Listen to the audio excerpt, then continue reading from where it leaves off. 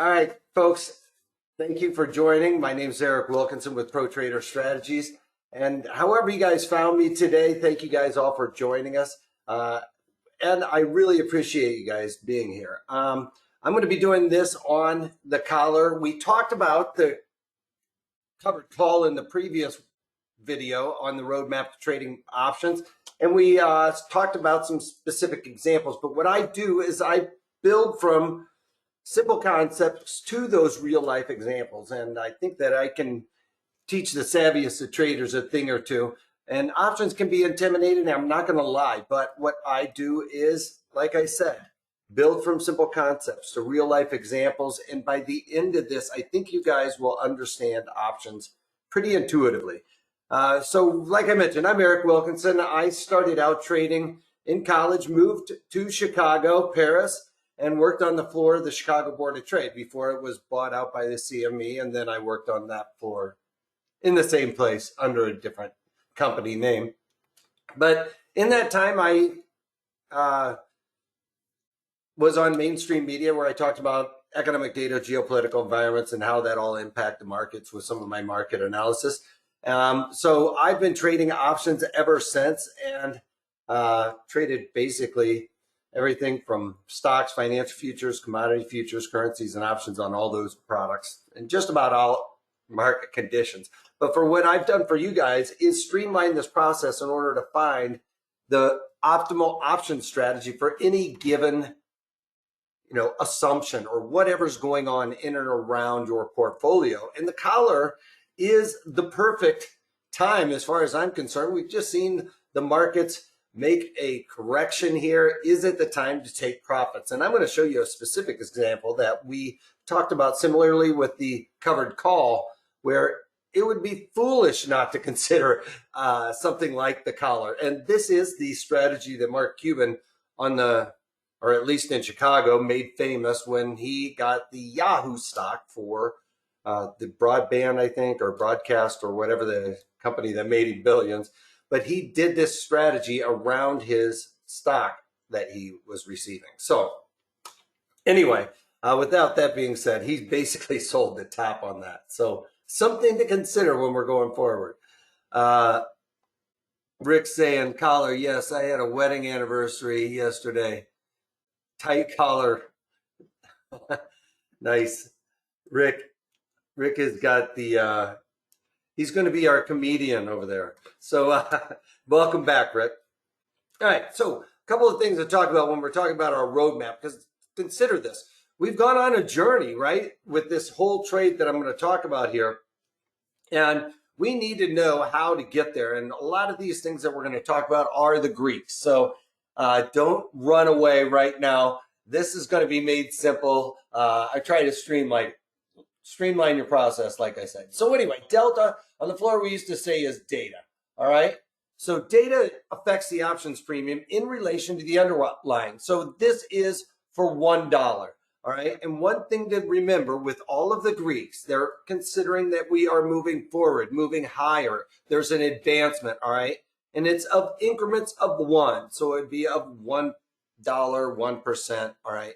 So things of that nature, 1 penny, which we'll talk about. So delta is data. It tells us a lot of different things, like probabilities and things that we can talk about further down the road. Right now, I want to concentrate on this. And you guys, pardon me, I am trying to deal with, I just ruptured my eardrum, and the monotone is a little bit crazy with the ringing in the ear and everything else. So pardon me if I'm struggling every now and again. I'm trying to get used to it. All right, so with delta, it tells us what is going to happen to our options premium. So when we're looking at different options premiums in the option montage, which is this entire page that you're looking at, we have the calls and the put side, right? So we're talking about specifically delta, which is data, but it's saying for every dollar move in the underlying, and that means $1 higher, it's 149 now, 35. So we've synthetically moved $1 higher, right?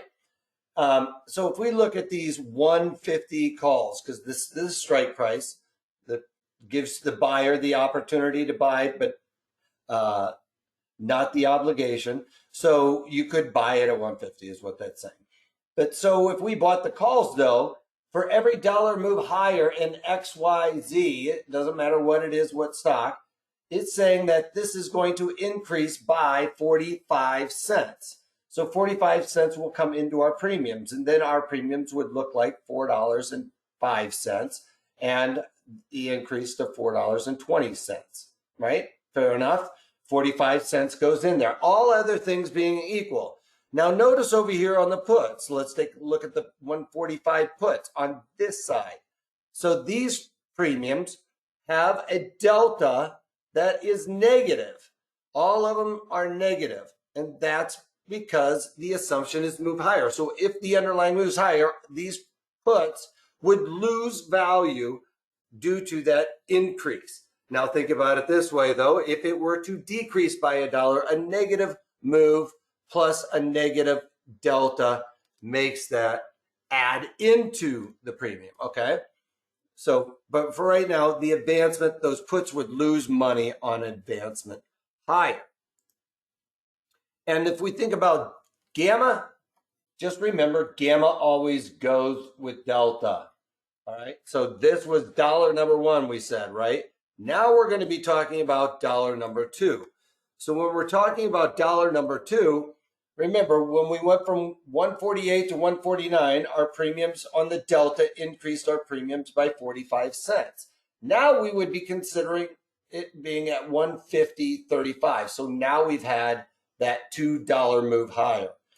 Now gamma goes with delta, and now we would add 48 cents into these premiums over here for that second dollar move higher. So we would be able to calculate that these would increase to now 142, right? I don't know, 140, no, 143. 143 and 468. Right? So it would increase by 48 cents on that second dollar move. Now, on this side, if we were still moving up to that location, we have to remember gamma goes with delta, but we have a negative delta. So then it would decrease by, on the second dollar down, it would decrease by 35 cents. All right. Second dollar move higher, these would only decrease then by 35 cents on that second move higher. Right? And vice versa, if it was going down, those puts would then increase in value as those gamma goes in there. All right. And theta is our thief, the thief in the night that comes and steals our premiums. All right.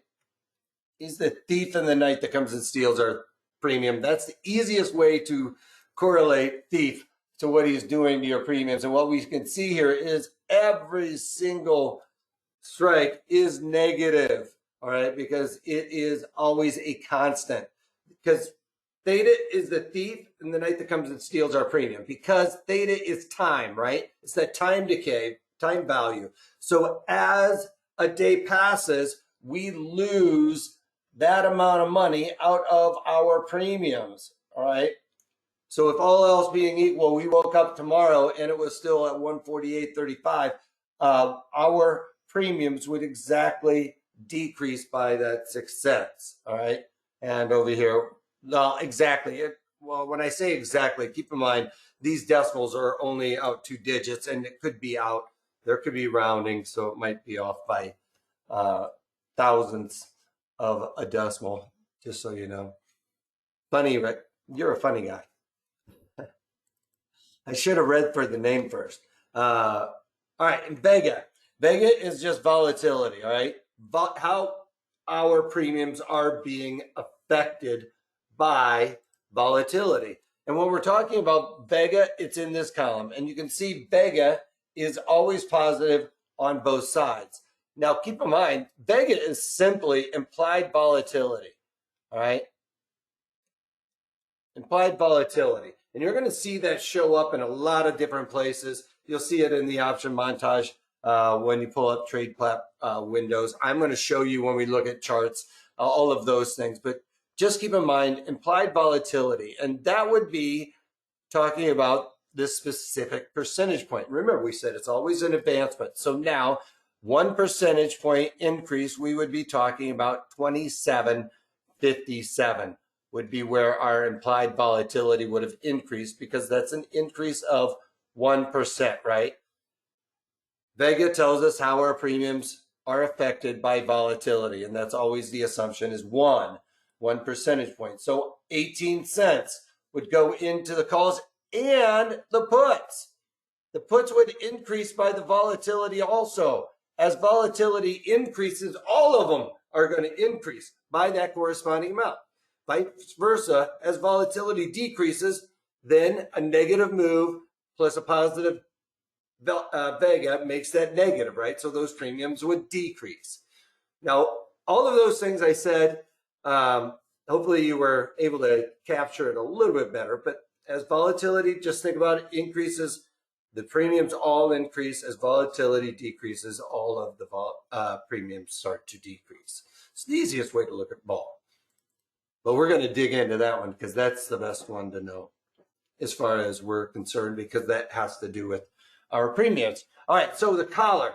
Now, with the collar going on this roadmap, it's kind of the assumption here that we already know we're looking for some kind of protection around this portfolio because of maybe the events of the last few days, or you've locked in gains on an underlying where you maybe are playing with house money at this point. Who knows? So when we're on this journey, the collar, we need to talk about where we're going. What kind of market direction do we think that we are really looking about?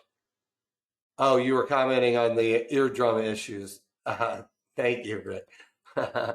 I thought you were talking about my wedding anniversary, and I was like, that is actually just around the corner.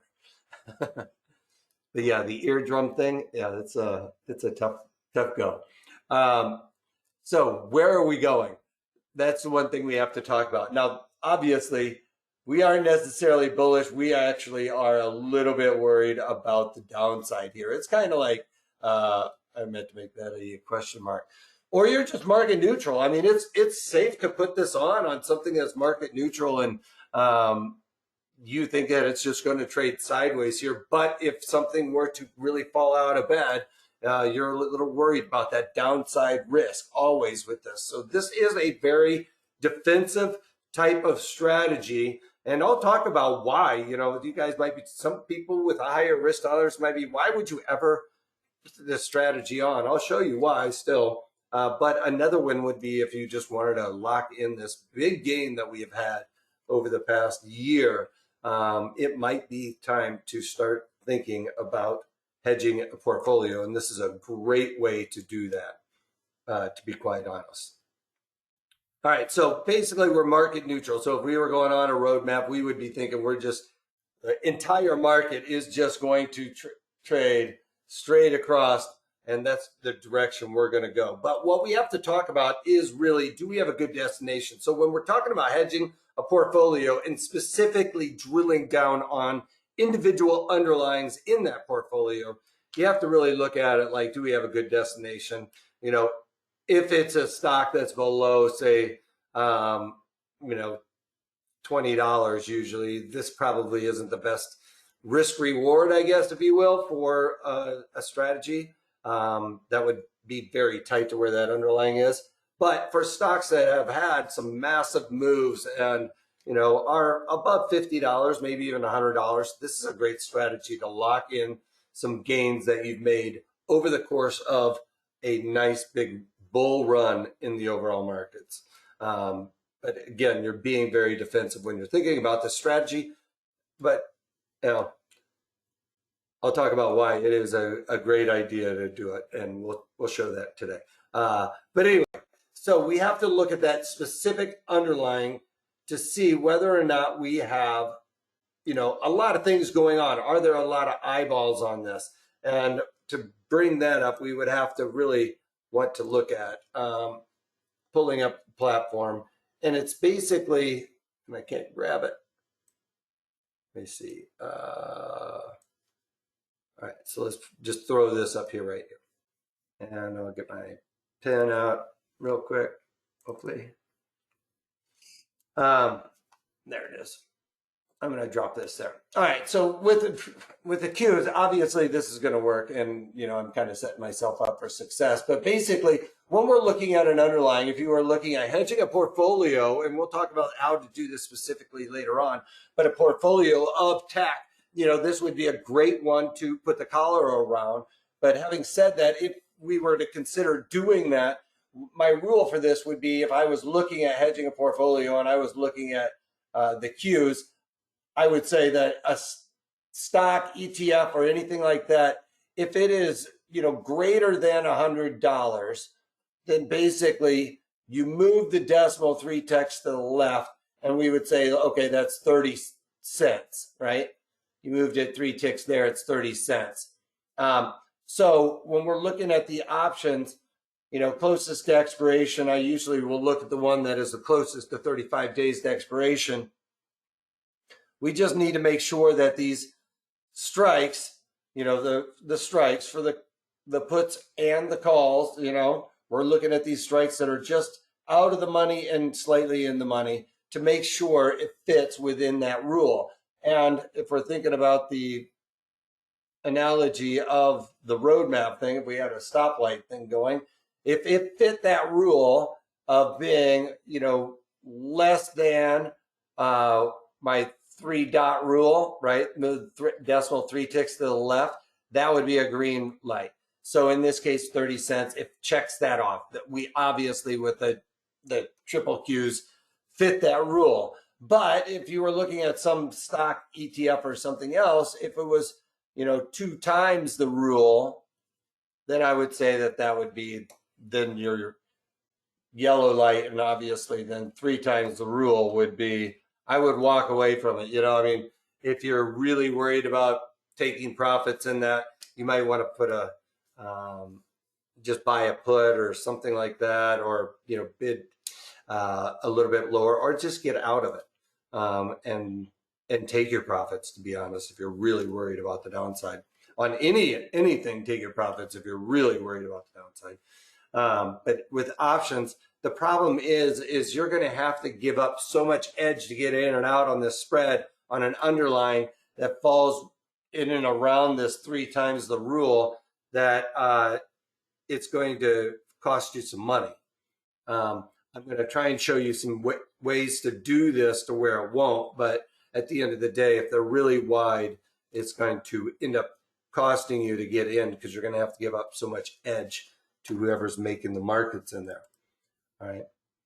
So the next question we need to ask ourselves is, what kind of environment do we have? And this is where I'm specifically talking about volatility and going back to that implied volatility, which I'm specifically talking about in the options. The stock isn't really taking into account. I'm not taking into account, I should say, in these roadmap to trading options. The assumption here with the collar, though, is that you own the stock. Otherwise, it would be called a conversion. But with this roadmap to trading options, and we're following along this covered call kind of idea here, the idea is that we are doing a collar, and that goes around a stock. So check out one of my other videos on the conversion, because then it would be a very bearish trade if you were to set it up as a strategy without the stock or a hedging instrument. All right, folks. So volatility, when volatility is low, think about it, it's like sunny skies. There's no stress.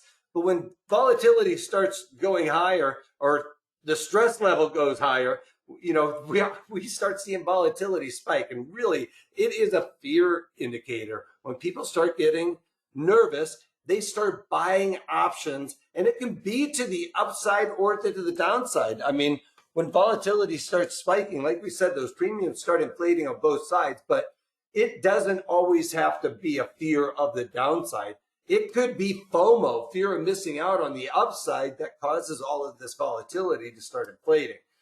So keep that in mind as well. It's not always where you see volatility spiking is when the market's correcting to the downside. And something with this strategy is we really are going to be offsetting volatility for the most part.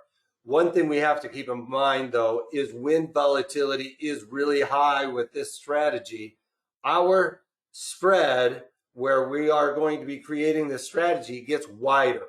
Now, I'm going to be talking about specific deltas when we talk about the strike locations later on here. But with that, know that even though a 16 delta might be, 100 and then the 80 strike on any given time when the volatility is really low, as volatility really expands, those strikes might be like the 125 and the 60 or something like that, okay? Just ballparking, but that's the idea, is you might be selling the same delta or doing this strategy at the same deltas that we speak about, but those strike locations might very well not necessarily be the same on any other time. If that makes sense, hopefully. I'll drill down on that. But like I said, at the end of the day, we're putting this on because we don't care. We want to make sure we're locking in gains. So ultimately, I don't want to really worry about the volatility because I'm going to offset it. If it goes up or down, it's not going to affect me. So that's a good thing. So we don't have to worry about that aspect of volatility because we're offsetting it. But we do have to, take into consideration if we get into this after the panic starts happening, you're really kind of doing a little bit of disservice to yourself because you're going to be getting further away from our, quote unquote, best strike location. But the thing is, we are going to have to stay in this for the long road. We're not taking the highway. We're not trying to get there quick. Like with this type of strategy, we are really building this out where I'm missing some slides here for some reason. I wanted to show some other slides here and they're missing. So let me try something. If I can find why it didn't transfer. All right.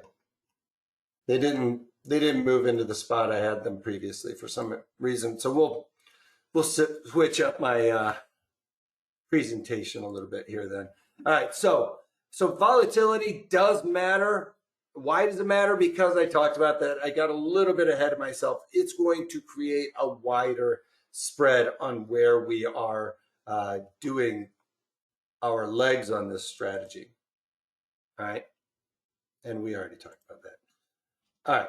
And usually when volatility goes high, we want to sell it. In this case, we are just knowing it's going to get wider because we are trying to buy and sell. But at the end of the day, it might also, if volatility has already exploded, be the time to really start selling calls against the covered calls on this strategy because you can get further away and take advantage of that. Now, also when volatility is low, you would usually think that's when it would be time to buying those puts. In this case, since we're buying one and selling one, we just need to know that we are going to be trading the strategy where it's a little bit wider. All right. And what's the duration? We're going to I want shorter duration. I want to lock this in necessarily for the long haul because ultimately what I'm going to do is build this strategy out for a credit. And I'm going to show you how we do that. So with that being said, I want to capture some of that thief in the night theta decay, right? Take advantage of that lower overall cost basis. If you guys have watched my daily market commentaries or any of my other videos, you guys know that my ultimate goal is to lower overall cost basis in my portfolio. And a specific example we're going to be talking about here in a moment, I've lowered the overall cost basis, ring the bell today to 0. As a matter of fact, it's negative 10 cents. So on this journey with this strategy, last week we talked about it, spoiler alert for anybody that did the covered calls video. That one, we showed we were very close to lowering cost basis to 0. Today was that day. So specifically, I couldn't be more excited to talk about the collar because I would be absolutely insane to not start locking in my overall win, right? I mean, I'm playing with house money. Why wouldn't I just lock that range in and say, all right, well, if it blasts off, I'll be happy to take my chips off the table, reallocate that somewhere else. And if it sells off, I have my synthetic stop in there for the long haul. All right. So we can do that consistently and stay mechanical. Maybe I don't want to do it during the earnings or when things start coming down. But right now, we'll show a chart on the stock I'm talking about here in a minute that it's been a wild ride, and I've stayed mechanical with it. Remember, we talked about this in the covered calls. Like, I'm not afraid to say I bought it right here. 449 is where I bought PIN. All right. So, folks, I've ridden this out, and when I've talked about this with the covered call strategy, you can do a covered call strategy and a stock that is blasting off like this. All right. According to my rule, staying mechanical with that. This was a mistake right here. I'm not going to lie. I just kind of was flipping through this again today and noticed, hey, I did that. And I was looking at doing that during an earnings, which, I was working it was a working order and was unable. But that was a mistake. That should not have happened. That is a no-no, especially that far in advance. Now, maybe on the earnings or something like that. You can see I did it right after the earnings there and took advantage of it. But still, look at that nice move there and still made money on it. That's how you do it. I took advantage of that. But with that being said, this is last week's chart that I did for the covered calls, right? And we talked about doing these covered calls at selling a 16 delta call, if we think about the one standard deviation. Now, that means this is an 84% probability of happening, whereas this is only a 16% probability of happening. Remember, we talked about delta giving us data and probabilities? Well, that's what delta tells us. And that happens to be a one standard deviation move here, okay? So that's what we're playing with. And on that, like, speaking of this journey and our travel, like, this is some of those, expired, canceled. Like, there was a lot of times in there where we had a lot of things going on for just this. Now, we're going to update this. We get to it here in a moment, but to give you an example of this journey of trading that. Now, like I said, that was the example of the covered calls, but we'll talk about this a little bit further as of today towards the end here as to what I lead up to the cliffhanger, I guess, if you will, of the collar. And let's get to it, right? All right, so this is the assumption that you've already had this long stock. Now, my preference, obviously, is that covered call strategy. As you can see that in that whole entire time, I didn't do a single collar. Well, but in a rallying market, I was selling covered calls. So we already have long stock. The idea is really go to that put, because usually puts have a little bit of skew to them, and pick around that 16 delta put that you would want to buy. And then you find the call to finance it, all right? And it will come in and around that 16 delta, hopefully close to that in the call as well. And I have no problem. This is usually just how I kind of walk through it. If you had a location where you wanted to, all right, hey, this is where I would sell it, and that's where I think it's going to go kind of mentality, then go out there and find that stock or strikes, that you would be willing to sell it, and then find a put that will be financed by that. The idea to come away with a credit here, folks, is because you're always trying to lower your overall cost basis. You have to take that into account. That's really, those pennies adding up here and there over the course of you guys trading will really add up over time. Believe me. I mean, that's where you get ahead in this game, is counting those pennies, staying mechanical, and all of that stuff. So some of this has to do with that. Always making sure you're collecting a credit in this strategy and lowering your overall cost basis, all right? do whatever you can not to pay a debit, because that increases your cost basis and lowers your, your success rate, really, at the end of the day. All right. All right. I'm off that soapbox. All right. So this is what we talked about last week, right? Just breaking it down on a strategy where we're talking about you buy it and lowering cost basis to zero. Now, yes, I cherry picked this strategy that I have been able to follow along with.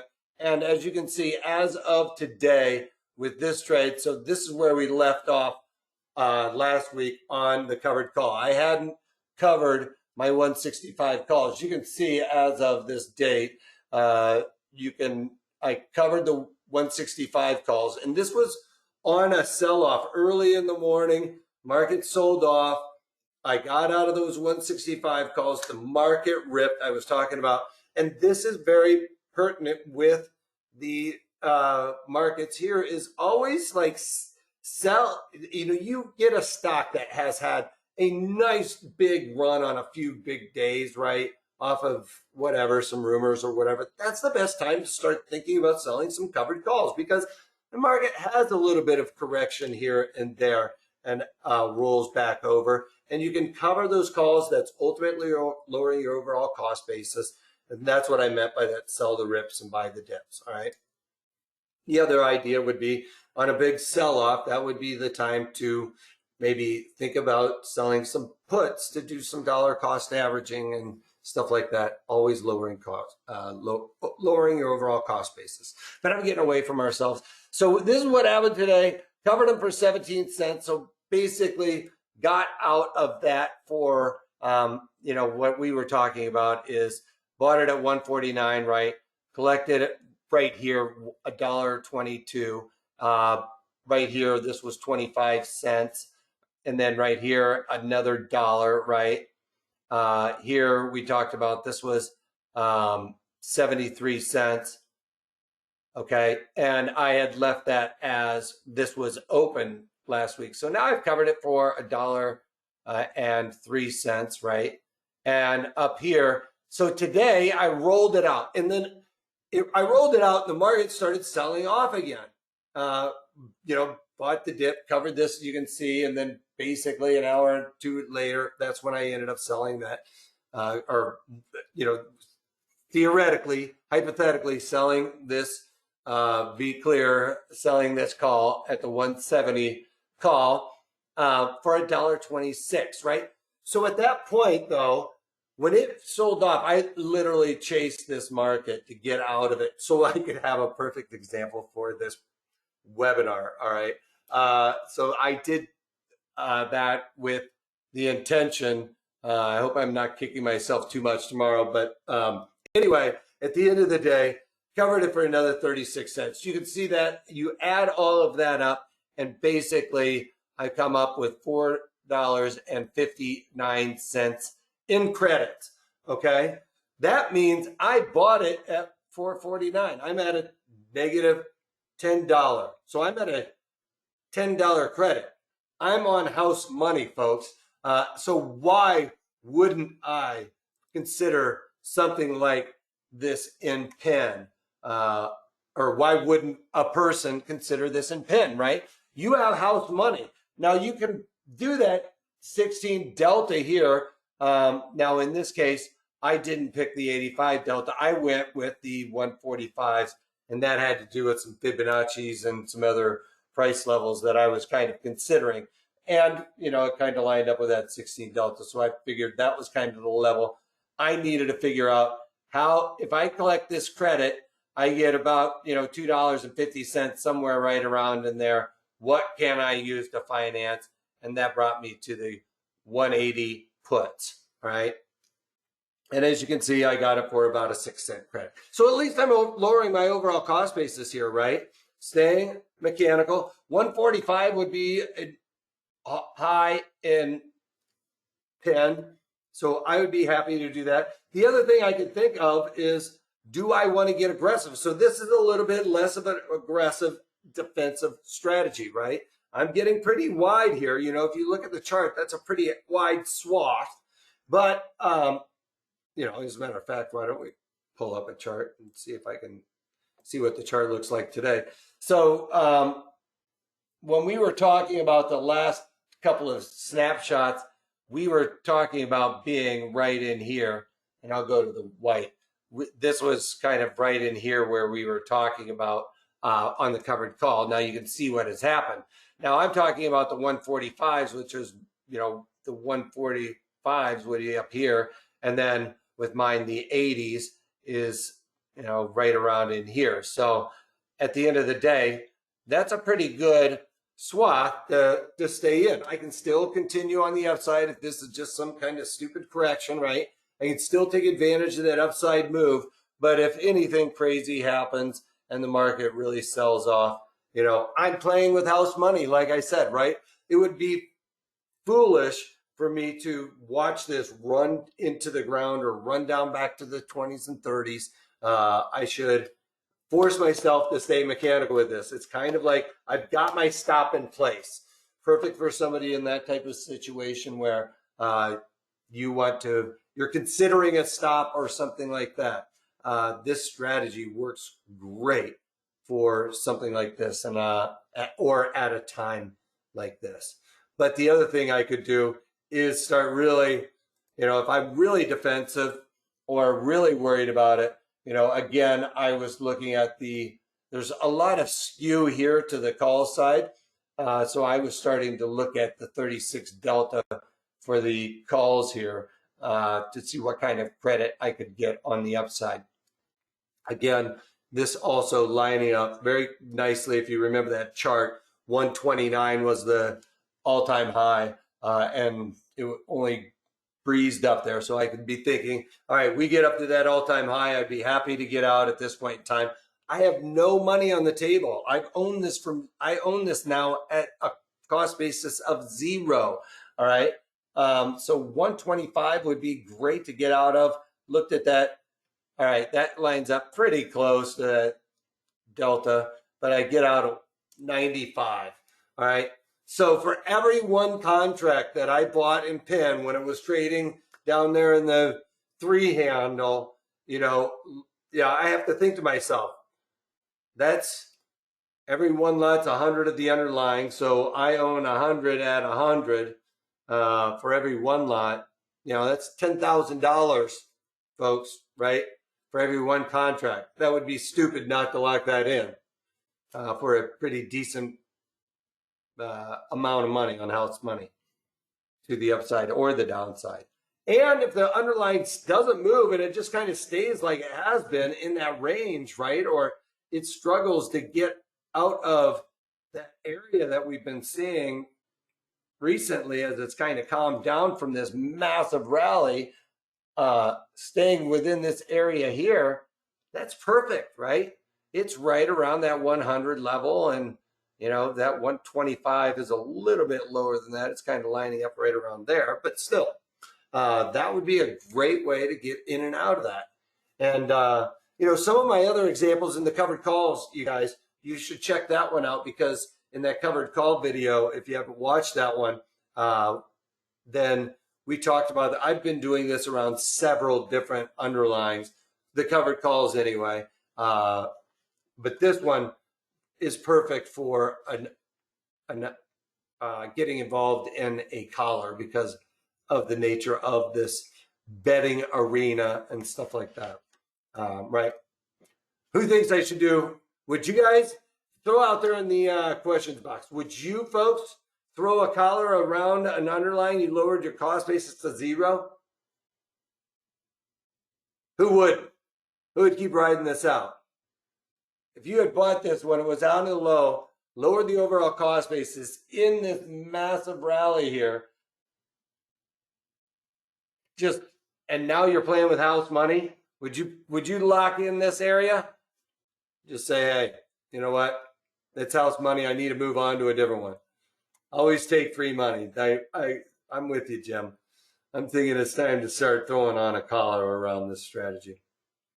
And this is exactly what, Cuban did this. What his was really tight, and an interesting story about that. The reason why he was so famous around Chicago for this strategy was because he was giving the locals on the floor such an edge on this strategy. Like they were kind of making fun of him, to be honest.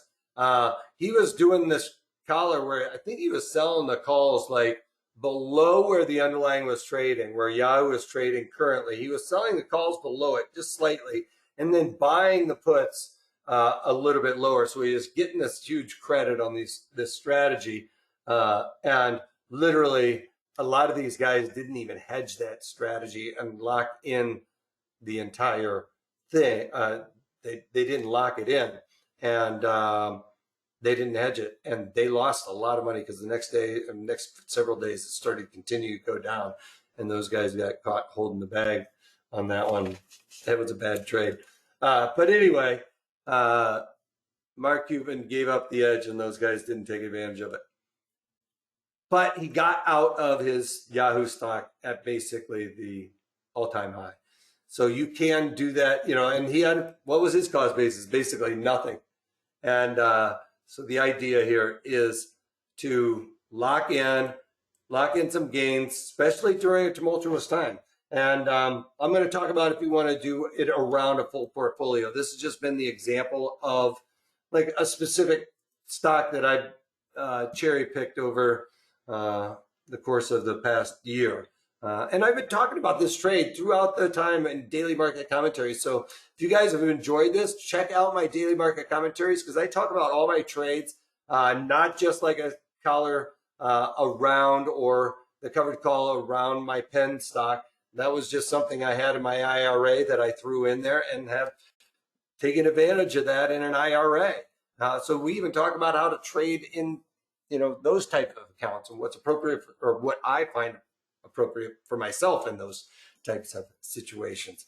And that's a hypothetical, I guess, IRA, by the way. Anyway, so you guys have got this, the collar, the direction. We're worried about the downside ultimately, but we kind of think, hey, you know what? It's just kind of, knee jerking around. I'm going to stay in this certain range. That's when you want to get it a little bit wider. I want to lock in the gains. I'd be a fool to not get out of this thing right now. You want to go in a little bit closer around that 36 delta, right? So here we talked about, I usually like to look at around the 16 delta. I showed you my example of that. But then the question is, the 36 delta really locks that range in pretty tight. You're going to overall be very well hedged. It's not going to go anywhere, right? That's when you're kind of thinking, I want to go to market neutral. You hear like a lot of these portfolio people, I'm moving to cash. All right. Well, I bet they aren't usually moving to cash all the time, folks. That's a lot of work to move those big portfolios to cash.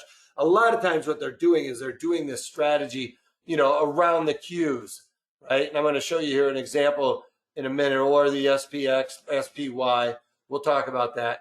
But usually that's what they're doing, is they're doing this strategy around an entire portfolio. And the environment, we talked about that. You know what? I don't care. It's not really a question. I really don't. I'm not really concerned about that at this time. My thought process here is really, I want to lock this in. When you're putting on a collar, you are thinking, I want to lock in gains. There's no ifs, ands, or buts around it in my eyes. Or you just think it's going to go sideways, but for a couple of pennies on the credit that we're receiving, or $6, yes, you are lowering your cost basis, but it's not really helping you in the long run. All right, we're just putting on a hedge here. Duration, I like to stay close to that 35 days to expiration. Why? I want to get in and out of this relatively quickly. This is usually short-term duress, If I can lock in 30, 35 days and the market really falls out of bed, I'm going to ultimately know.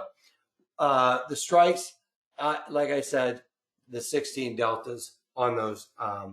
The destination, the destination was less than 10 cents. Sorry, I got ahead of myself there. All right. So the max profit on this is that short call strike. Whatever strike you're going to pick, that's your max profit on this, from where your underlying currently is, going from there to up. All right. That's your max profit from where the underlying is, going up, plus that premium. You're going to collect a premium on this strategy, so keep that in mind. I mean, or at least I hope you do. Don't ever really do this, get where you're buying it. I don't like to do that because I don't like to increase what I paid for anything. Sorry. It's a cardinal sin in my book, I guess.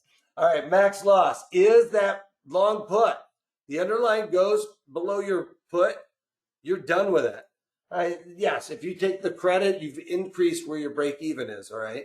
But you can't lose any more money than your underlying going past that short strike. Because remember, when you buy a put, you have the right but not the obligation to sell your stop, all right? So it's a stop. It's a synthetic stop. The beauty in this is if the underlying really slummed down and blew through my short put, I don't have to do anything, folks. I don't have to do anything at all because ultimately I can let them exercise. I get out at the strike price, or I can ride this out and see the rebound, and all of a sudden this market takes off. I never had to get out of the stock. I never felt the pain. All right.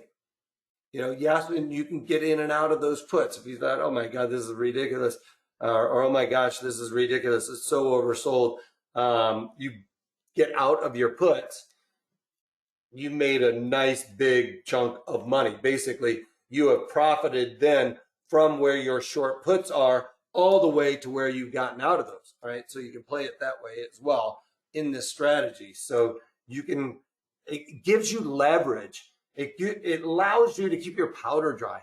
If you're using puts, it's like you are allowed to breathe a little bit longer. You're allowed to think clearly. When you put that stop in, it's just such a, instantaneous regret.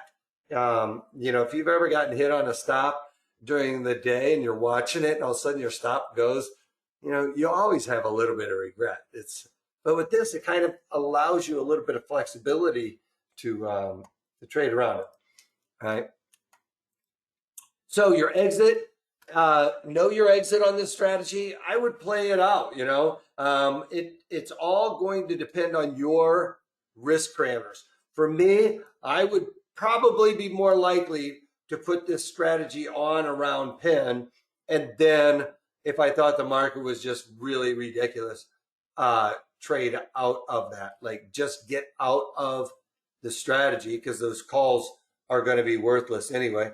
Get out of that strategy because the puts have gained in such value.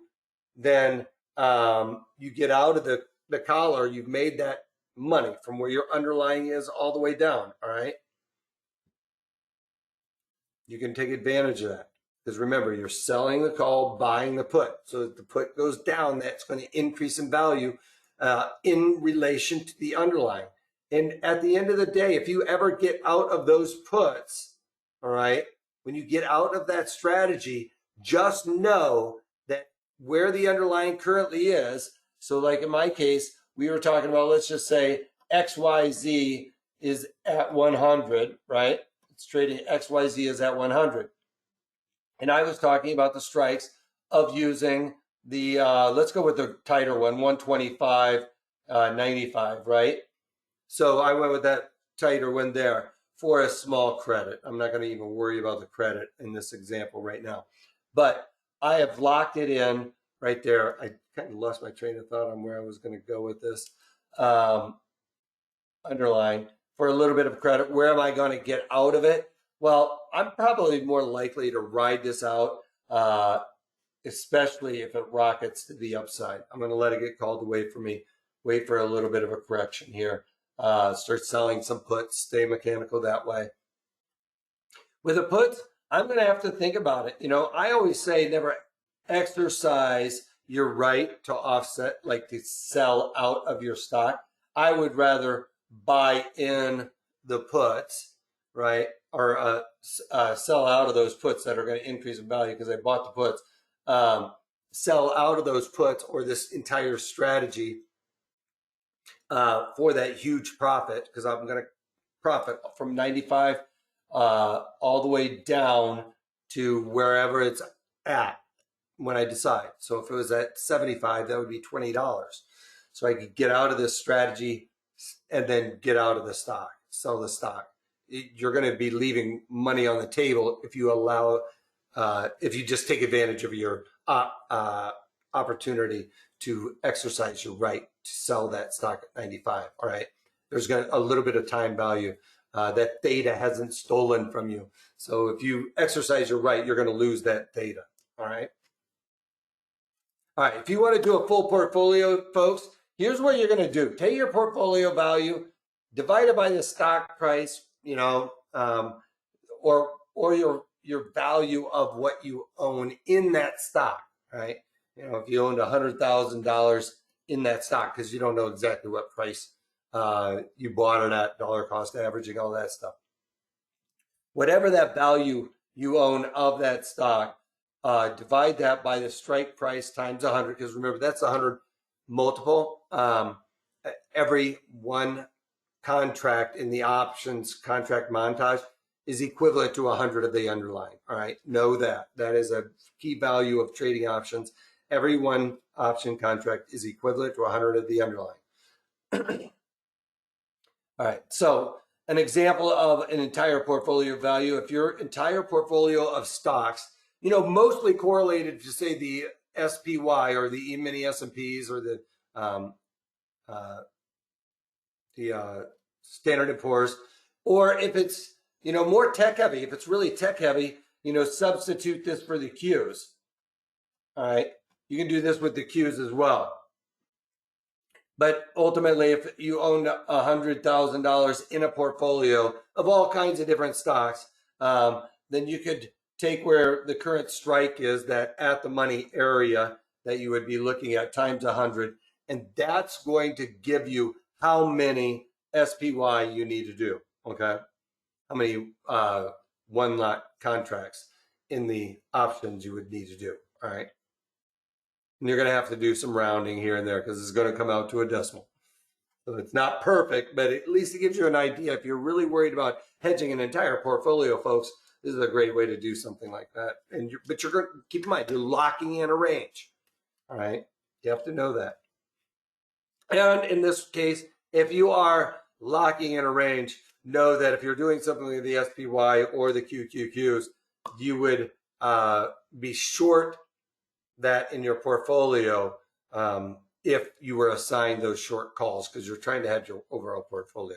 So rather than do that trade, get out of it as a trade and take that loss.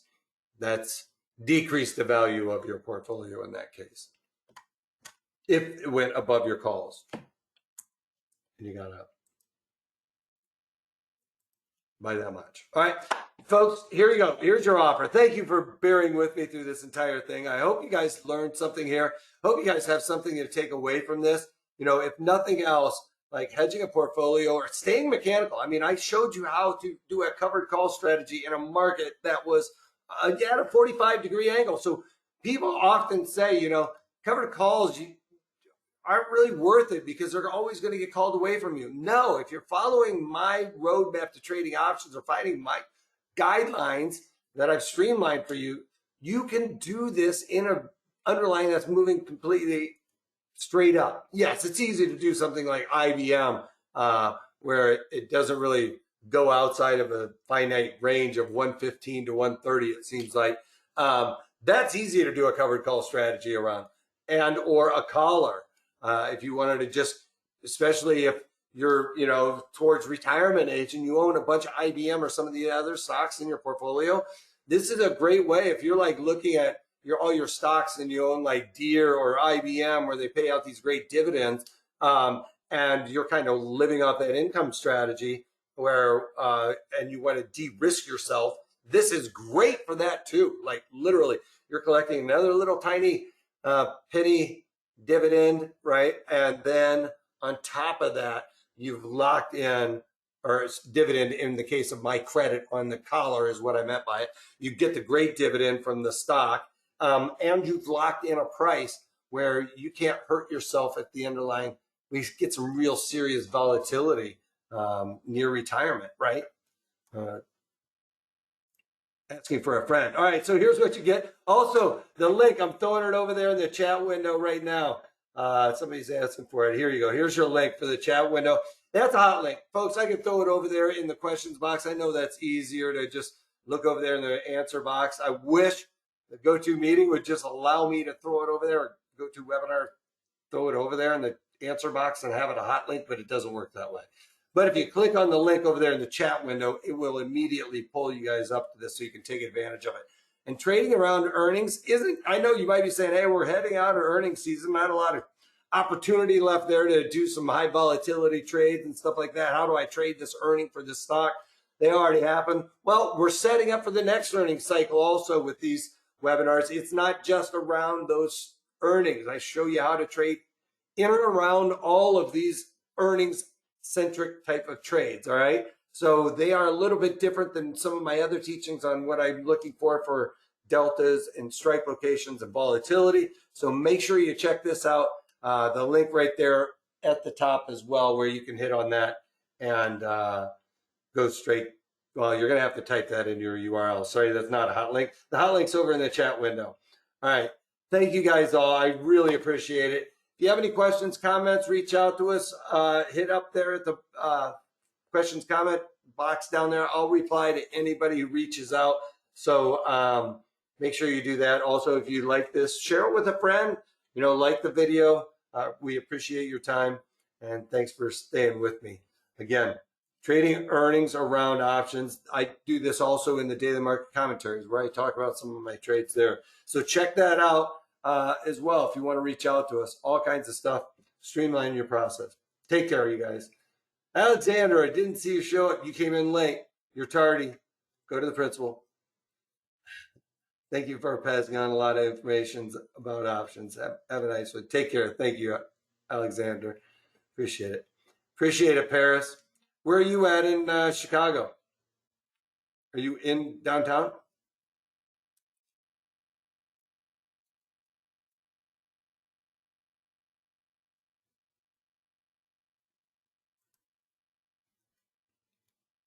Chesterton Park. Cool. Love the area. I miss the food. All right. Take care. Bye for now.